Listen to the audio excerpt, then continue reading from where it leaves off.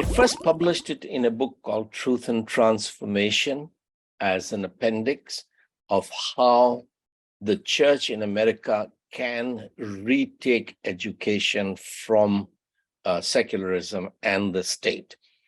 But it was galvanized in 2019 in Uganda, where a Pentecostal denomination that had 30,000 churches, they invited me. I met with their leaders, 240 leaders for 5 days.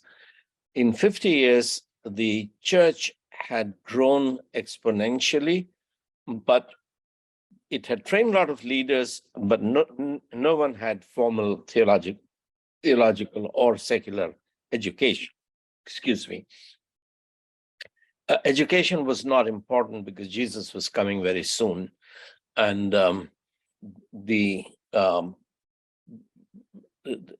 now we began studying passages such as Isaiah 11 and John 12, 13, 14, 15, 16, that is God going to baptize us with a spirit of irrationality? Or did he promise that he would baptize the church with spirit of truth, which is the spirit of wisdom, knowledge, understanding, counsel, might, fear of the Lord? A wise person is one who delights in the fear of the Lord. If Uganda is as corrupt as it is because their leaders, their civil servants, it's 80-90% Christian, do not have the fear of the Lord. Because education is not cultivating the fear of the Lord. It is cultivating a spirit of mockery and defiance, as it is doing in the West, because the Western university is training all the intellectuals that are running in Uganda's educational system.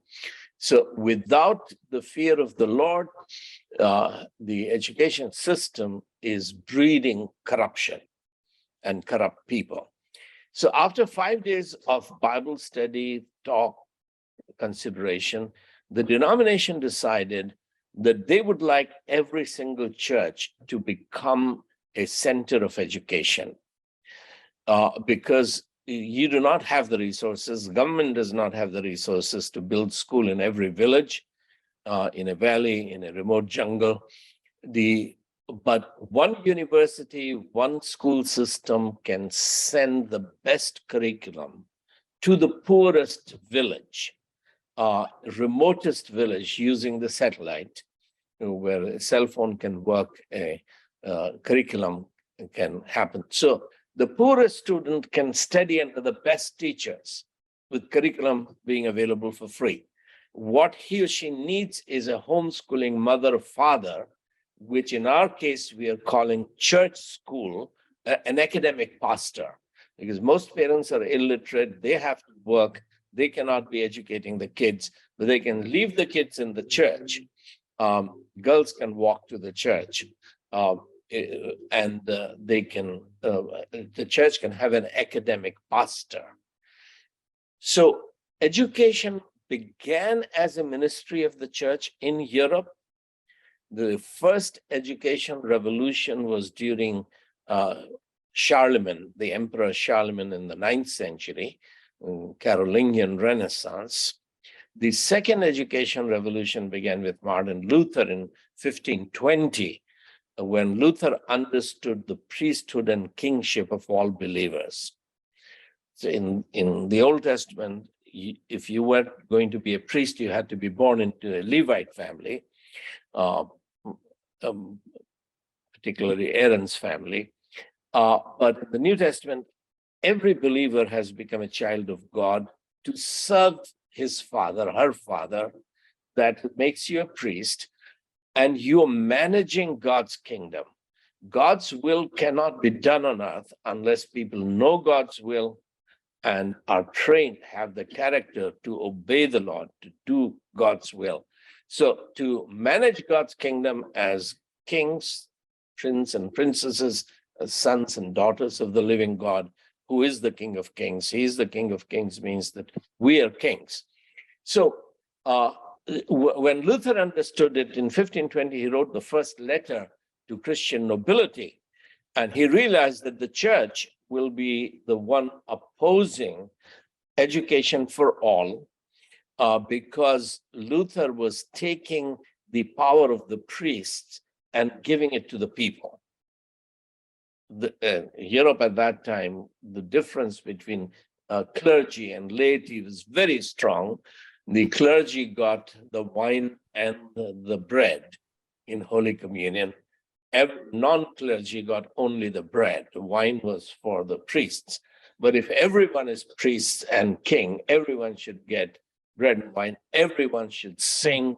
So every child must learn to sing, and therefore singing should not be in Latin. Singing should be in German. That was part of the intellectual revolution that came with the understanding of kingship and priesthood of all believers. So Luther began universalized education.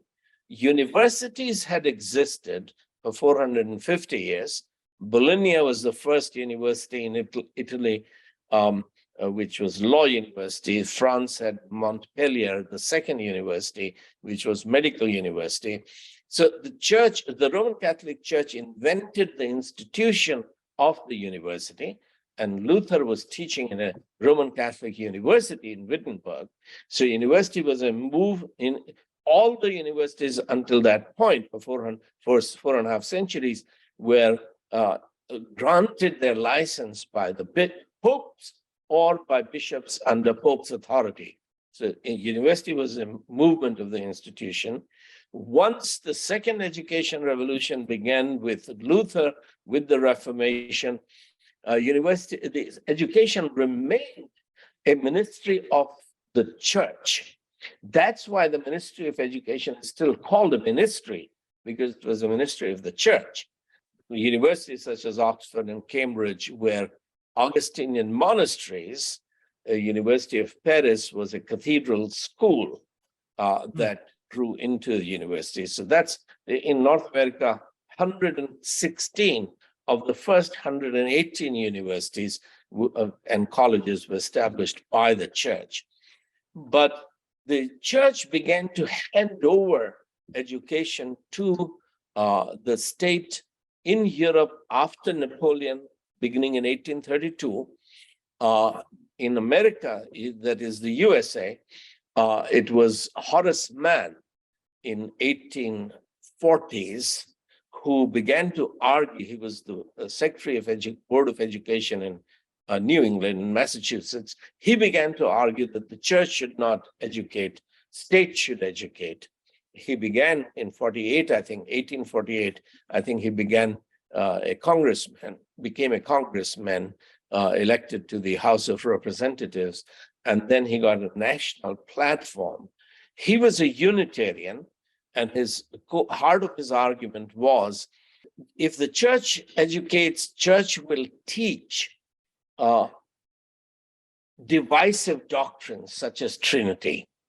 So church should not educate. State should educate. Bible should be taught, but not for truth, not for divisive doctrines, but for morality. Like children need to learn how to honor their father and their mother, and not to covet the pencils and books of or the food of their friends, etc. So you should not covet, you should not steal, you should honor your father. Yes, these ethical values should be taught, and therefore the Bible should be taught. But in 1892 or so, James Dewey went to Chicago, and where you were pastor, Chicago became the center of corruption, educational corruption of the US, of North America, because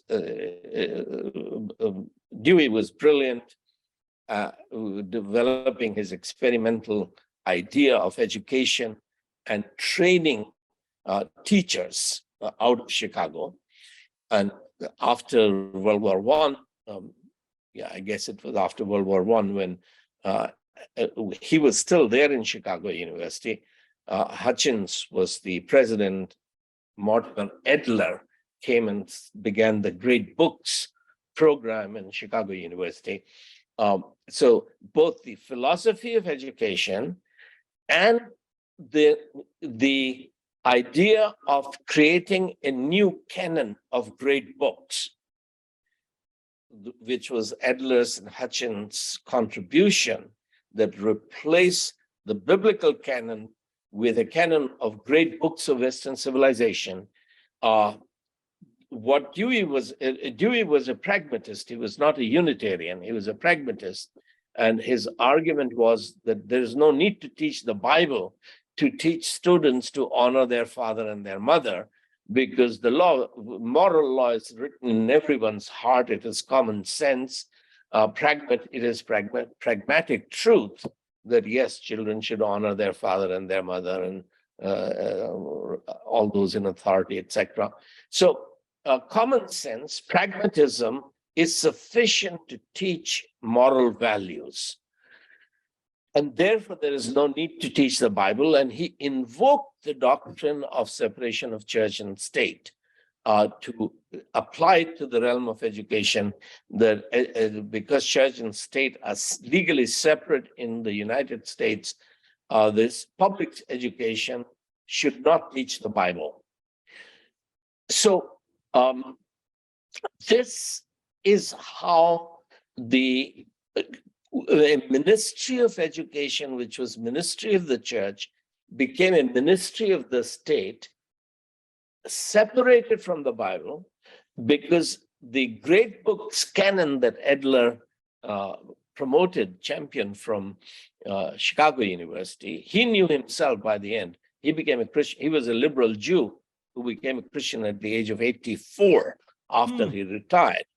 But of course, he was impacted by Thomas Aquinas. He began his studies with Aristotle and followed Aquinas. And in the end, he became a Christian because he realized that the humanist canon cannot really cultivate the fear of the Lord. Bible is the first great canon, collection of 66 books that have been given authority, whose authority is self-evident and therefore recognized by the church as authoritative truth. But the Bible is a unique book in which, as you study it, it cultivates the fear of the Lord. You are baptized with the spirit of wisdom, which delights in the fear of the Lord, which is the source of a superior moral integrity in running governments and running government offices, bureaucracies, civil services, police, military, journalism, that is still there in the West. But in our countries, we don't trust our police. We no longer trust our politicians, our civil servants, because now for 2 generations, 3 generations, the secularized education has been undermining the fear of God. So it's greed, vested interest, corruption of the human heart, which runs our societies. Sorry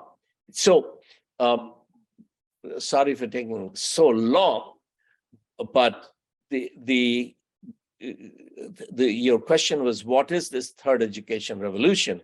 The third education revolution, in short, and starting with what happened in Uganda, is to create a virtual wisdom village in metaverse, where both in 2D and in 3D, where the world's best curriculum can be provided for free to everyone. No student has to pay anything for studying the core K through 12. Financially, it will be supported by teachers, because a mother who is teaching 1, 2, 3, 4 or ABCD to her kid and the rhymes, nursery rhymes, etc., she will be the one coming on our website, learning how to teach her children, and she will be enrolled at the university level. If she already has a high school, she will get a bachelor PA in applied theology and education.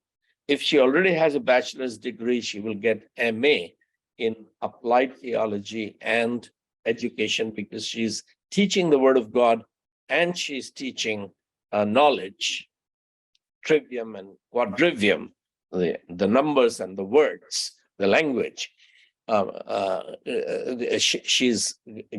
So we will have to have 1 million church-based schools.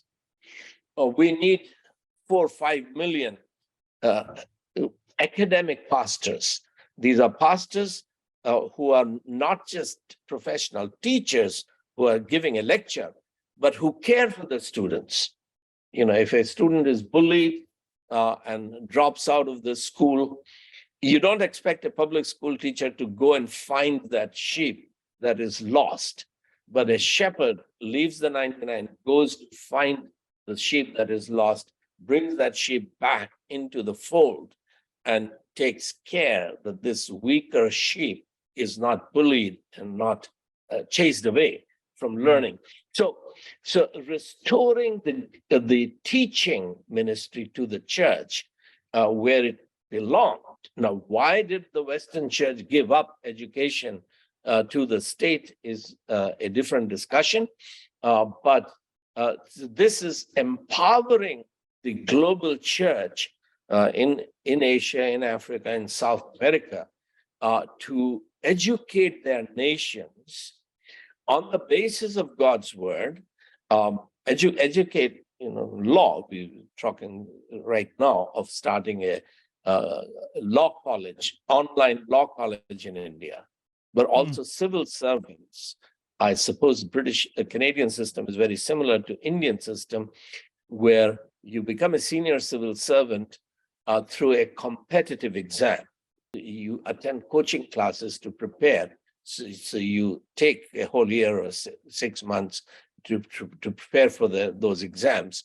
And the churches should be running those coaching classes. So we provide the curriculum to the church, and the 2, 3, 4 students in every church come together to prepare for those competitive exams. But the students also come to the church to study law. So with all the injustices that the police and the politicians and the press is inflicting upon the Indian church, we need to take the law education back, because the law has to be rooted in God's law if the nation has to be just and righteous. So the third education is an attempt to take education back from the state. Now with metaverse, for example, no student needs to actually physically go into a medical university to learn how to deliver a baby or how to do brain surgery. You can watch 1,000 videos of brain surgery on metaverse. So you are actually in the theater and you're looking at brain surgery or heart surgery. Now, when you actually have to do physically for practicals, then you, of course, have to be physically there where the patient is, when the other surgeons are. But the theory can be taught in every church. You can watch 1,000 deliveries, how to deliver babies, and then do practical in the local hospital. So you enroll in a Christian medical university, but you do practical in the local hospital, delivering baby. And when you have delivered 50 babies under supervision of your superiors, you get certified that now you have learned how to be a gynecologist, etc. So this is an attempt to equip the poorest church to offer the best education that the world can offer at this moment, and utilize the available educational technology to prepare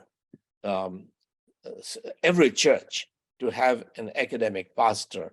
Now, if it's possible to begin with an academic pastor, a man or a woman who has only 5th grade education, but as he or she is teaching children 1, 2, 3, 4, and 2 + 2 = 4, he or she will get a high school diploma and then a bachelor's degree and then a master's degree. So, and they would pay a little bit for that, but the church has the capacity, although right now it does not have the vision or the theology of why the church should be educating, but the church has the capacity to do so.